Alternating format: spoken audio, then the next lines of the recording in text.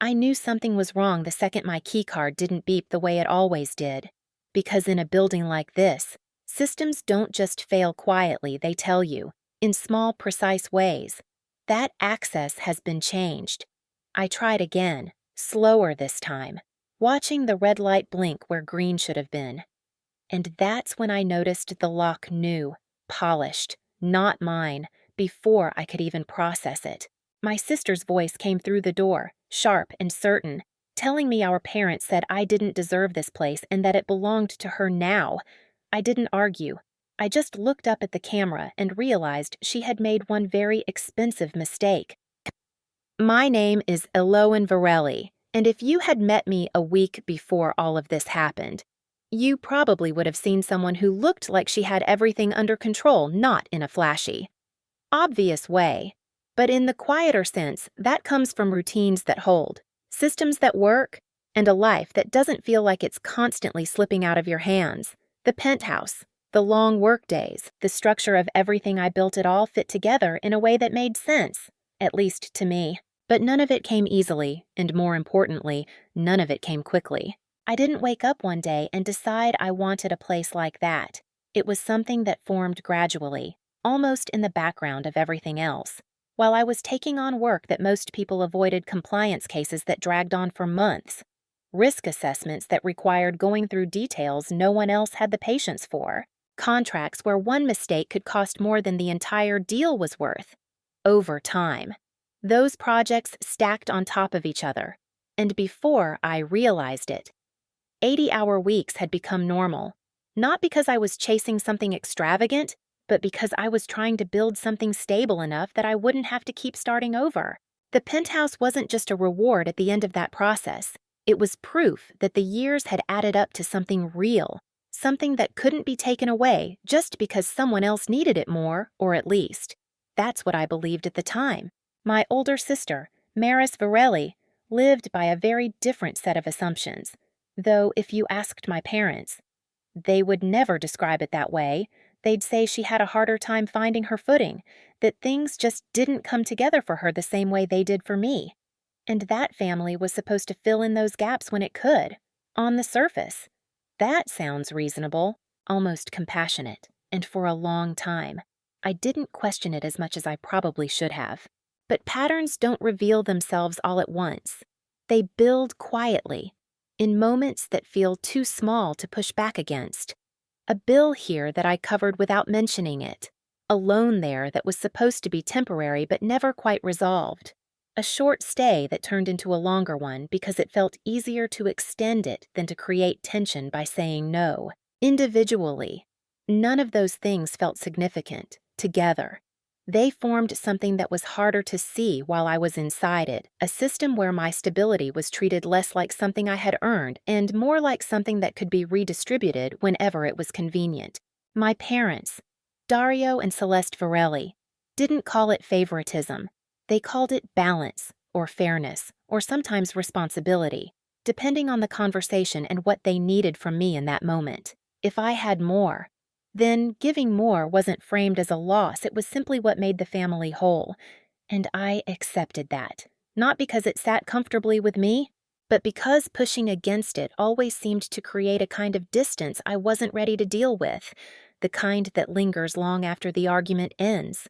There was a point, not long before everything fell apart, when I let Maris stay at the penthouse for what was supposed to be a short period of time. It wasn't an emotional decision, it was practical. At least that's how I justified it. She needed somewhere stable for a few weeks, and I had the space. I went through building management, arranged a guest key card, made sure everything was documented properly, and set clear expectations about how long it would last. At the time, I told myself that this situation was different from the ones before it, because this time there were boundaries, defined and formal, not just implied. The system recognized her as a guest, nothing more, and that distinction felt important, like it would prevent the kind of blurred lines that had caused problems in the past.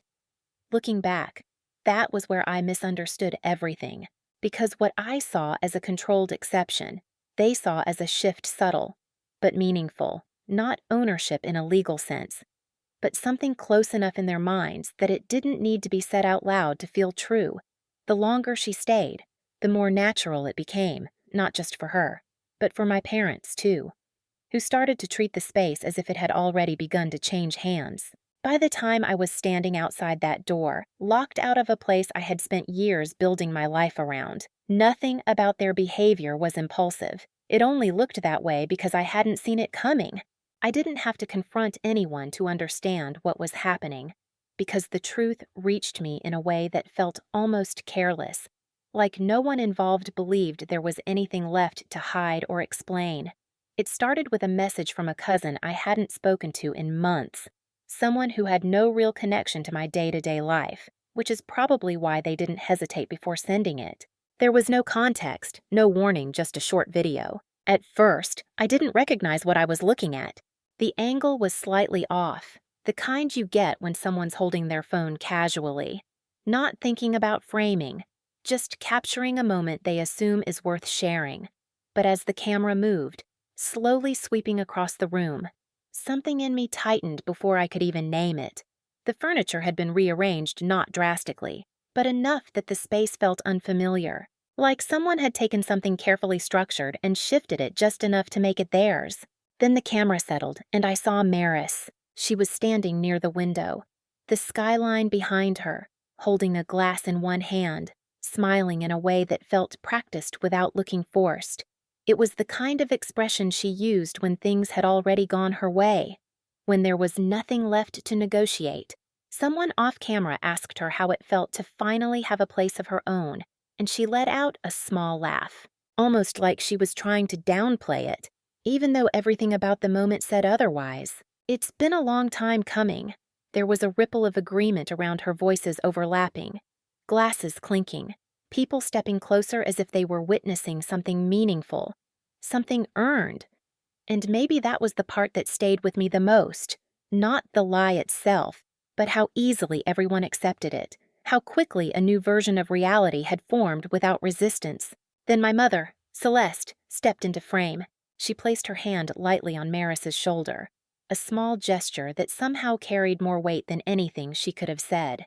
And then she addressed the room with that familiar warmth she always used when she wanted something to sound unquestionable. We just wanted to make sure she had something stable. Ilawan has more than enough. She didn't hesitate. She didn't soften it. She just said it, plainly, like it was obvious. My father, Dario, didn't add anything, but he didn't need to.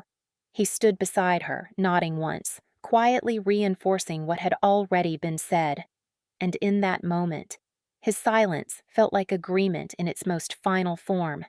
Someone else, a voice I didn't recognize, asked the question that should have stopped everything. So this is a gift. There was a pause, brief but noticeable. And then my mother smiled. Of course. That was the moment something shifted, not just in what they were doing, but in what they believed they had the right to do.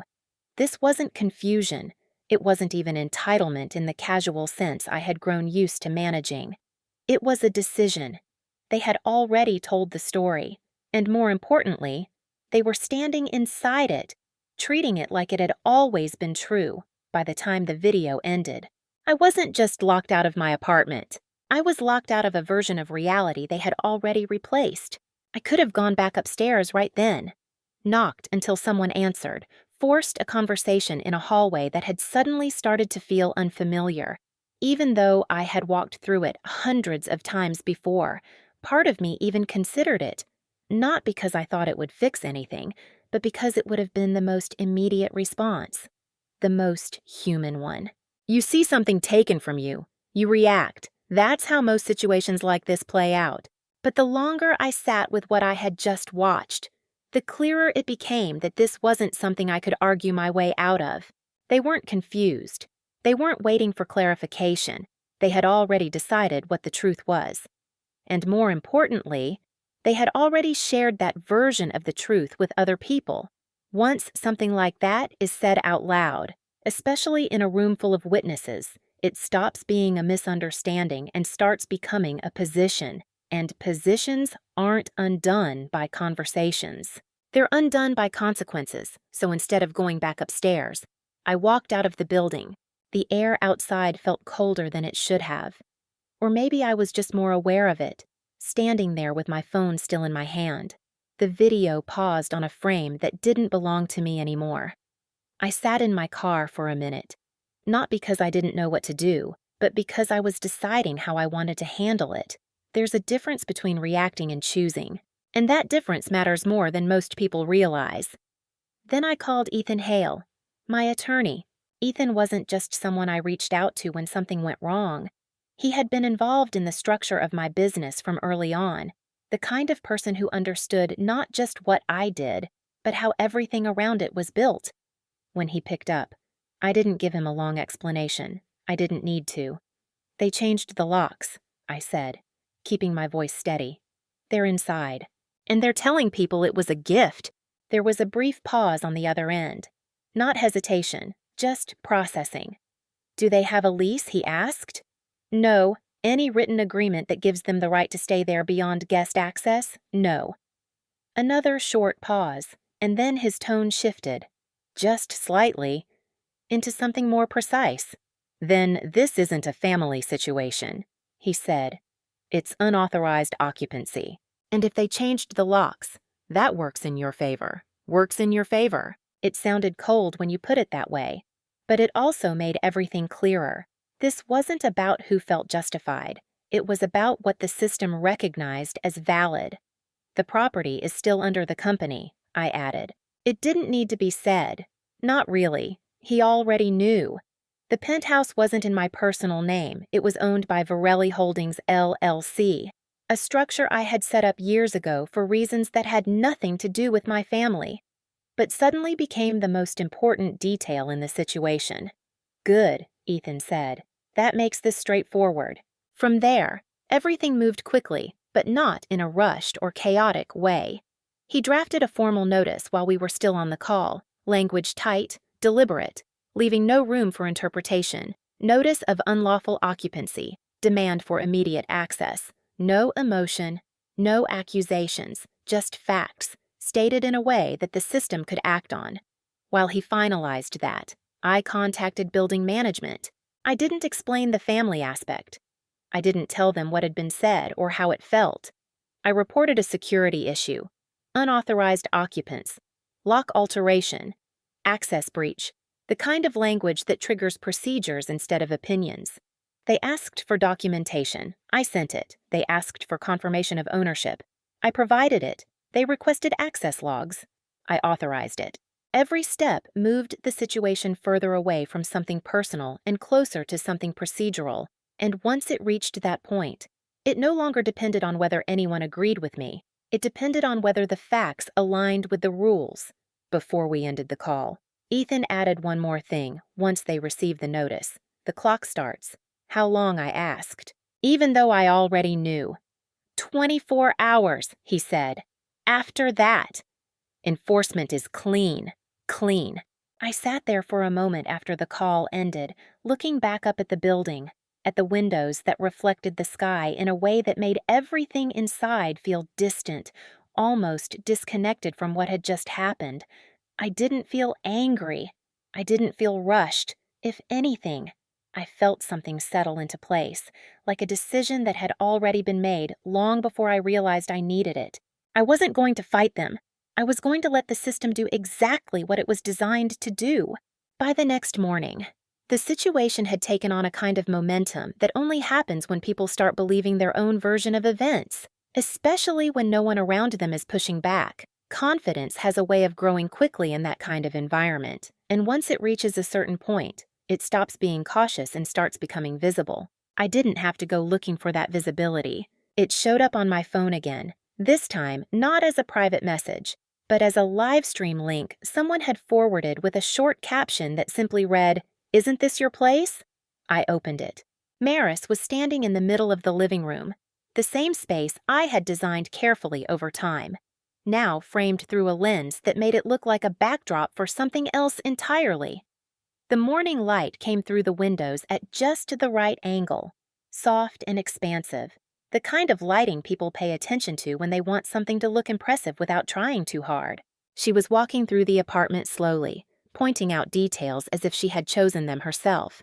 Her voice steady, relaxed, answering questions from viewers who had no reason to doubt what they were being shown. "Yeah, I finally got my own place," she said at one point, almost casually, as if it had always been leading to this. The comments moved quickly. People congratulating her, asking how she managed it, what she did for work, how long it took. She smiled through all of it, responding just enough to keep the narrative intact without over-explaining anything that might expose the gaps. Then someone asked about the paperwork. There was a brief pause, just long enough to notice if you were paying attention. "Everything's handled," she said, brushing it off with a small wave of her hand. "We've got a lease and all that." And there it was. She reached off to the side and picked up a document, holding it up to the camera for a moment. It looked official at a glance, formatted, signed, structured in a way that suggested legitimacy, but even through the screen, it was obvious what it actually was. Something created to resemble authority, without having any. I didn't react. I didn't message her. I didn't call anyone. I just watched the time. There's something about a countdown that changes how you experience moments like that. You stop thinking about what's being said and start paying attention to what's about to happen. The confidence, the certainty, the way she moved through the space, it all felt temporary in a way that she didn't seem to recognize yet. The knock came just after the 24 hours passed. It wasn't loud or aggressive, but it carried a kind of weight that didn't leave room for interpretation. Maris paused mid-sentence, her expression shifting slightly, irritation crossing her face as she turned toward the door, still holding the phone in one hand. She opened it without hesitation. From the angle of the stream, I could see just enough of the hallway to understand exactly how this was about to unfold. 2 members of building security stood at the front, composed, professional, and beside them was the property manager. Someone whose presence alone carried authority in a building like that. A police officer stood slightly behind, not leading, just there to ensure that whatever happened next stayed controlled. The property manager spoke first, his tone even. "We're here regarding unauthorized occupancy of this unit." Maris blinked, caught off guard for the first time since the stream began, but she recovered quickly, letting out a short laugh. "That doesn't make sense. I live here." He didn't respond to the claim. "The registered owner has provided documentation." He continued, "There is no valid lease on file, and the lock change has been confirmed as unauthorized." For a moment, she tried to push back, reaching for the paper she had shown earlier, holding it out as if presenting it would resolve everything. "We have a lease. The manager didn't take it." "That document is not enforceable," he said calmly. "The individuals who signed it do not have legal authority over this property." There was a shift then, subtle but undeniable. The comments on the live stream began to slow. The tone of the room changed. What had felt like a celebration just minutes earlier now carried a kind of uncertainty that no one knew how to address.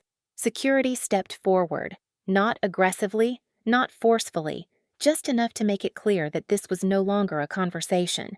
The officer remained where he was, observing, reinforcing the fact that this wasn't a dispute, it was enforcement. Maris kept talking at first, trying to explain, to reframe, to find a version of events that still worked, but systems don't respond to explanations once the decision has been made.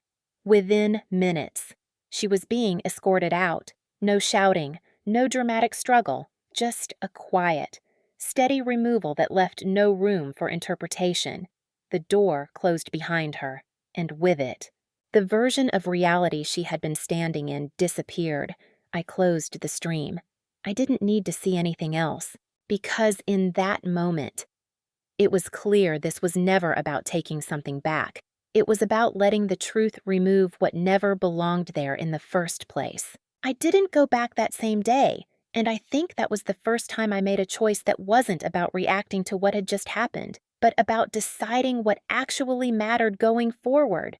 There was no urgency anymore, no pressure to reclaim anything immediately, because the part that needed to be resolved already had been, and it wasn't something I needed to witness in person to understand. The building sent over a confirmation later that afternoon, access restored, locks replaced, records updated, and the tone of it was exactly what you'd expect: neutral, procedural, as if none of this had ever been personal, which, in a way, made it easier to accept, because it reminded me that the outcome hadn't depended on how anyone felt, only on what was real. When I finally stepped back inside, the apartment felt different, though not in any obvious way. Nothing was broken, nothing was missing. It was just slightly off, like a space that had been used without understanding it, and then put back together by someone who didn't quite know where everything belonged.